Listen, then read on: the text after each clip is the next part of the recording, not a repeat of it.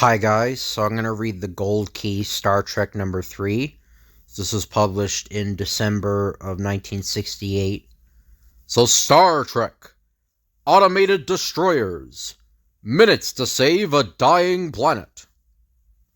Star Trek, Invasion of the City Builders, Part 1. On a mystery planet at the edge of a distant galaxy, the crew of the Enterprise must match wits with mammoth machines, giants of technical wizardry that stride across the terrain, slowing, choking it to death with super cities. Great Novus! The power of that force field has stopped alien armies on other planets. But that monster city builder is breaking through it. And still building structures as it does so, Captain. Remember, they are made of a metal unknown to us. Captain's log. Stardate 2014-6. Mission has been delayed by direct meteorite hit on rocket engine 4. Repairs being made. Expect to continue toward objective shortly. Fuel line welded okay, Captain Kirk. We are returning to the ship. Roger. Good show. And watch your footing on the way home. We're on course at full speed again, Mr. Spock. Now let's continue with our research on Alpha Z21. Planet ? I'll insert the filmed planetary history file. 100 years ago, a deep galaxy ship managed to send these radio films back to a mothership before apparently exploding. Then, as the radio photo films taken a century before flood a picture on the screen, evidently, the spaceship was reconnoitering the planet at low altitude and used a telescopic camera. A bank of ultra-modern machines. They appear to be working together in some sort of a mechanical complex. The citizens, obviously, they are of a high civilization, being waited on by machines. Yes, Mr. Spock. It looks as if they believe in a life of comfort. Strange. There weren't any citizens seen about that mammoth machine complex. No workers. The picture's fading, Captain. We came into possession of only a few seconds of film. Captain to Control, what is our estimated arrival time at Alpha Z21? 2 lunar hours, 1 galaxy minute, sir. And exactly 2 lunar hours later, as the pair looks through telescopic view scanner, there she is, a mystery planet in the galaxy for centuries. Oxygen reading high, Captain. The atmosphere is full of it. There are indications of water. And also large masses of metallic matter over the planet. Roger, Mr. Spock. Cut speed and bring her down, Control. Like a glistening white comet, the Enterprise cuts through the atmosphere and glides across the planet. We've come in over some sort of a super city. Can you make out any life, Mr. Spock? Nothing, Captain. For a few hundred miles, the remarkable exploration craft soars over the alien terrain. And increase speed. Mile after mile of urban complex without sign of life. But still, another 900 miles later, building after building, street after street, empty, barren. What do you make of it, Mr. Spock? Utter bewilderment. There are no signs of a catastrophe. The structures show no decay. Most perplexing. Finally, as the Enterprise rockets ahead at increased speed, open area ahead. That's where our teleportation team can land. Take her into orbit and prepare teleport chamber. Roger, Captain. Her gargantuan rockets whip the Enterprise into orbit far above planet ? Mr. Spock, you better join us on the exploration team. Your technical services may be needed to unravel our mystery. Ready to go, Captain. Moments later, beams in the teleportation chamber illuminate the exploration team. And a microsecond afterward, the figures materialize on Alpha Z-21. Whew. Why, the super city ends abruptly, as if it had been cut off with a knife before it was complete. Our first operation should be to search for signs of life within those bizarre buildings. But as Captain Kirk gives instructions to his men, he cannot know that the life he seeks has already found him. Alien visitors, what shall we do now, O great leader Krill? Friends or enemies, they must await our attention. Plans cannot be changed now. And suddenly, as the words have barely left Krill's mouth, it comes!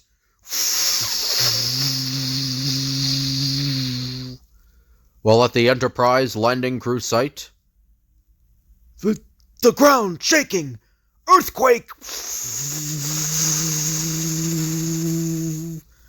No, it is some sort of surface disturbance. Then, Mr. Spock, over there, it looks like a parade of heavy equipment. Yes, that's what's creating the disturbance. A few minutes later, the men of the Enterprise gape in awe as... Why, they're creating buildings, roads, extending the city. But those machines, there's nobody operating them. It's positively eerie. Fantastic. At this rate, Spock, it can construct a skyscraper in 48 hours. Up there on the building, Captain. There is your planetary life. The people have leaped onto the building maker. They seem to be trying to stop the thing. Let's go! Bring the laser rifle!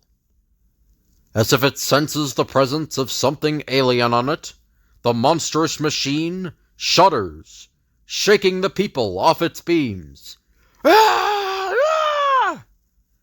The machine seemed to know they were there, Spock, and it knew what to do about it. Let's see what a laser beam can do. A beam of super-intensified light streaks into the machine's innards, and I think you have short-circuited it, Captain. You have. The machine has stopped building. It's withdrawing, and all the other machinery with it. Amazing. But what happened to the people? There! Tensely, cautiously, the aliens come into the open, and as Kirk speaks in the interplanetary language, Esperanto, they're afraid of us. We are friends. We only come to aid you.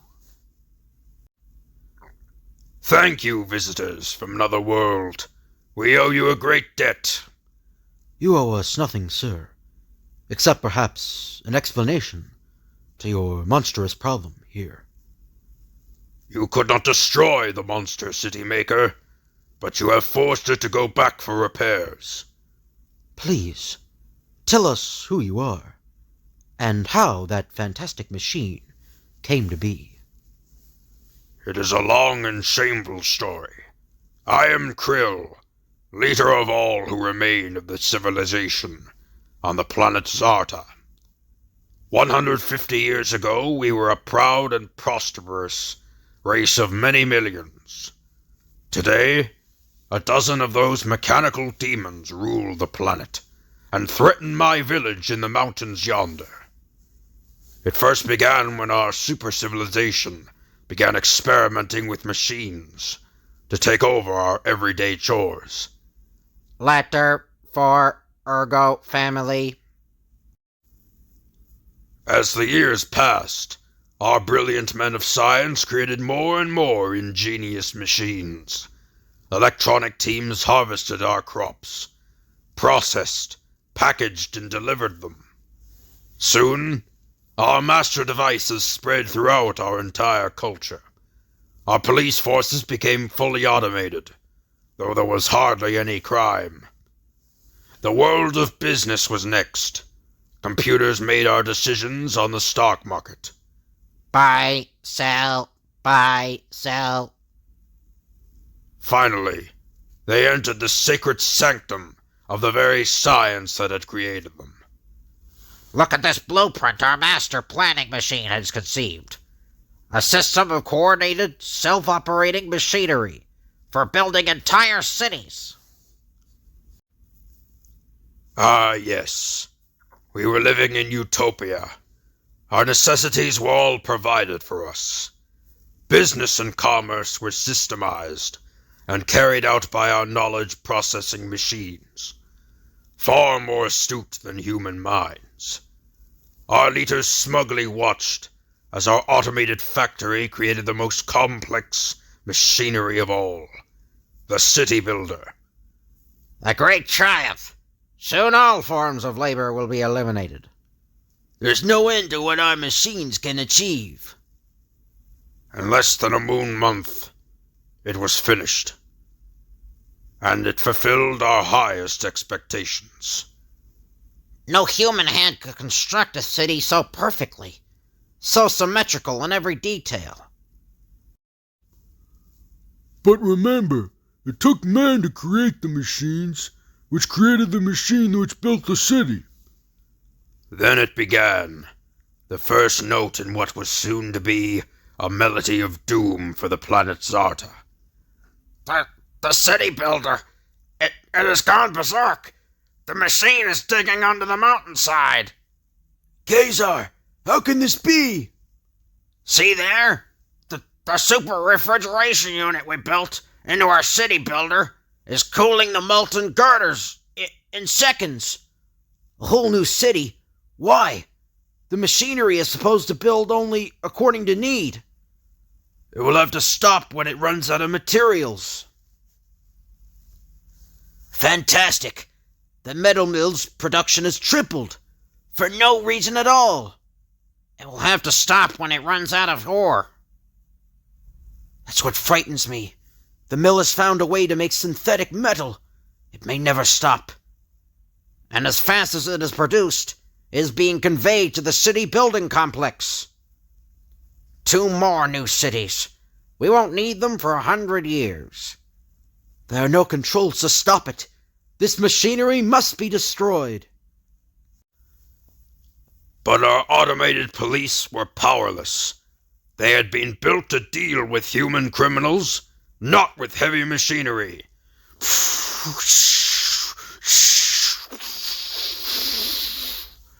The city builders are made to withstand any abuse. Our own machines have defeated us. That all happened over 100 years ago. In a few years, our heavy equipment manufacturing plant produced 2 more of the great city-building teams. And so the pace of our city building accelerated. We had planted the idea of efficiency into our electronic brains, but no concern for human needs. But with your fantastic scientific advances, surely you could devise a means to stop this mechanical onslaught. Captain Kirk, machines had been designing, programming, and producing machines for years. Man no longer understood them. But actually, it was this tiny little gear that really sounded the death knell for Zarta. You see, after years of automated pampering, our people were like children being fed in a crib. When this one small gear broke down, we began to starve. This was our master agricultural unit. Without it, our food could not be harvested, processed, packed, or distributed, and it could not be replaced, for its secret had been lost. Why didn't the people go back to the fields? They could feed themselves as they did before. in the old-fashioned manner. We not only did no physical labor, we could no longer even think, plan, look ahead, make decisions. Man was obsolete. Of course, it would take time, another generation perhaps, to relearn things, Krill. The crew of the Enterprise will try to help you. It's no use, Captain Kirk. Soon every square inch of Zarda will be covered with gleaming cities, and there won't be a soul left to live in them. Star Trek: The Bridge to Catastrophe, Part 2. On Zarda, the mystery world referred to as Planet Question Mark, the crew of the Enterprise join forces with the last of an alien civilization to stop the terrible progress of the City Builders. They come. 3 of them. There are only 10,000 acres of open land left. If they build on that, our planet is finished. Sit tight, Krill. We'll work something out. Then, Krill's men swarm out of hiding. Krill, what shall we do? The Iron Ones come again. Do not fear, Zika. Our alien friends are here to help us. Our visitors come from a great spaceship called Enterprise. They understand our problem. We'll have a social later, gentlemen. Right now, those machines have to be dealt with. What do you think, Mr. Spock? Can we do anything to stop them from continuing the city complex onward? Their vibrations register that they were way over 1,000 tons, Captain. If we made a trench with our Earth disintegrators in their path, we might mousetrap them. With such weight, they may become bogged down. Quickly, the soil destroyers are brought into play. Zzz! Hurry! Those gargantuan gadgets are heading for the edge of the city complex, like moths to a candle. We're down 100 feet. That should do it. Closer. Closer, the iron structure, making creature come. Until... It has succeeded just as the city builders began to build. They have tumbled into the alien-made pit. Your friends are wise, O Krill. Hold up! The show isn't over yet. For a moment, all is still. Then the machines thump into action once again. Spock! They are building structures beneath them, raising themselves out of your pit. What shall we do now, Captain Kirk? My people, they are turning to me, to the aliens for guidance now. They ignore me. A force fields, Mr. Spock. It may work. And shortly, as the masters of cement and steel climb out of the trench atop their own construction work, here they come. The power of that force field has stopped armies. It should jolt those metal monsters some. Perhaps, but they are of an metal unknown to us, Captain. A blazing blast of light erupts as the city builders thunder into the force field. They're caught, good and square. But look, they're still building structures. It's got to hold. It must. Then... Fantastic. The force field isn't powerful enough. They'll be coming to a big river soon. Surely that will stop them. No! No! You mean those heavy machines can cross rivers this size? But how? They have the concentrated intelligence of 1,000 engineers within them. Every obstacle they face becomes a simple exercise in problem-solving. You saw how they overcame your ditch. Watch when they reach the water's edge. They have identified the problem. Now they are analyzing it and deciding what action to take. Swiftly, the machines swing into action. Within half an hour, their solution becomes obvious. Of course! They're building a bridge! So logical, so simple, but still, Captain, most remarkable. Incredible. Now the machine will sink another tower in mid-river. And then... We must attack it again, before it gets across! We have attacked, Krill, and failed. We must be as logical, as analytical as they are. Meaning you intend to do nothing? There is one possibility, Captain. We must find a weakness in their miracle metal. Spock to Enterprise. Teleport at once, metallic test kit. Our coordinates are... Within minutes, the requested equipment materializes. Can you really find a flaw in the metal, Mr. Spock?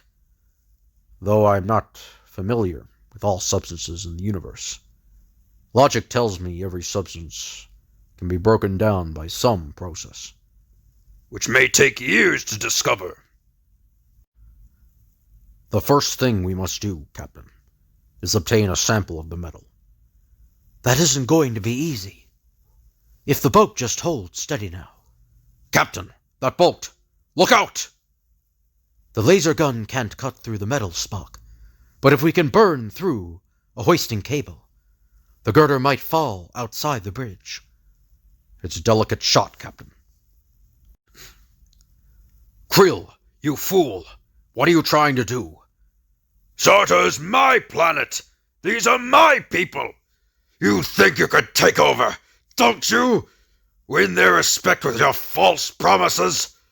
Already they forget me! A most illogical reaction, Krill. You need our help, whether you want it or not. See if you can bring down a beam, Captain. Good shooting, Captain. The beam will fall in the water. I'll fish it out with the magno-hook. Shortly, Mr. Spock works desperately with his chemical kit. Test Z12 shows no reaction. Nothing seems to work. I told you! You're wasting our precious time! Hold it. The metal has a molecular flaw.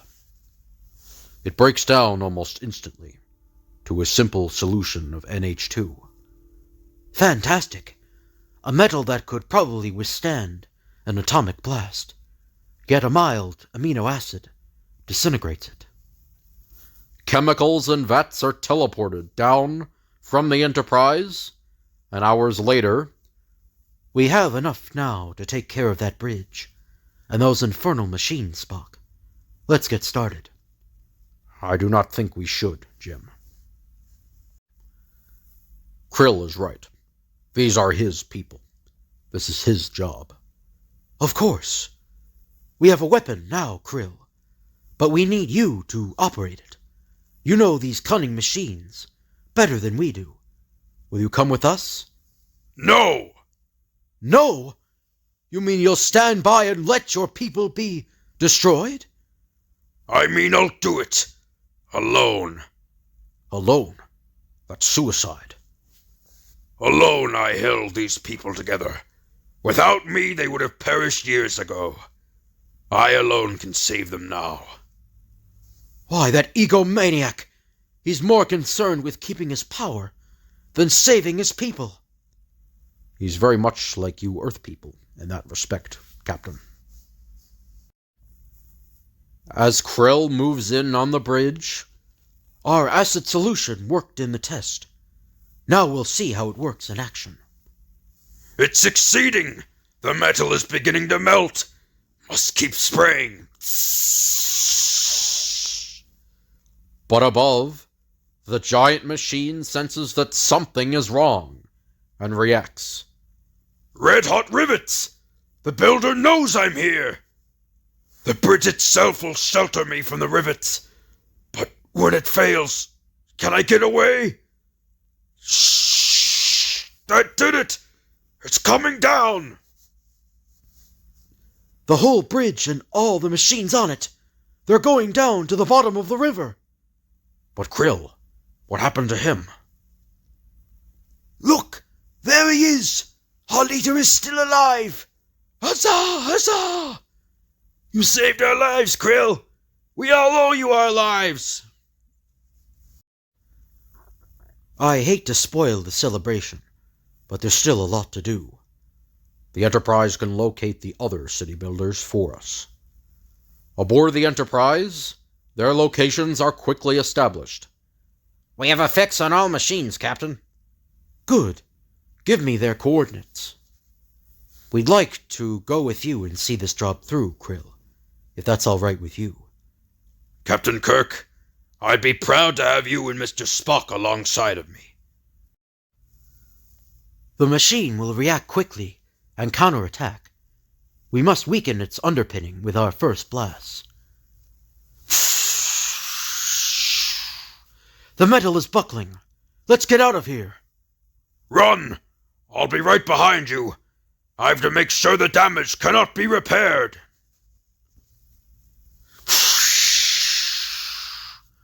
That was much too close. The others will be easier. And after all, the city builders have been destroyed. Well, I guess the hardest part is over. Yes. Thanks to you and your men, Captain Kirk. Now we can destroy the factories which produce the machines. And we still have to demolish so much of our useless cities and reclaim the land. And as the men are beamed back to the Enterprise, it will take us generations, but we can and will do it. Goodbye, Captain. Starfleet Command is pleased with our report, Mr. Spock. Naturally, Captain. We preserved a civilization which would otherwise have perished. It is the only logical reaction. And the end. So hope you guys enjoyed the video. If you could like, comment, and subscribe, that'd be appreciated. If you have any requests you want me to do, just let me know in the comments, and I'll tell you when I can do the request. Thank you all for watching, and I'll see you guys later.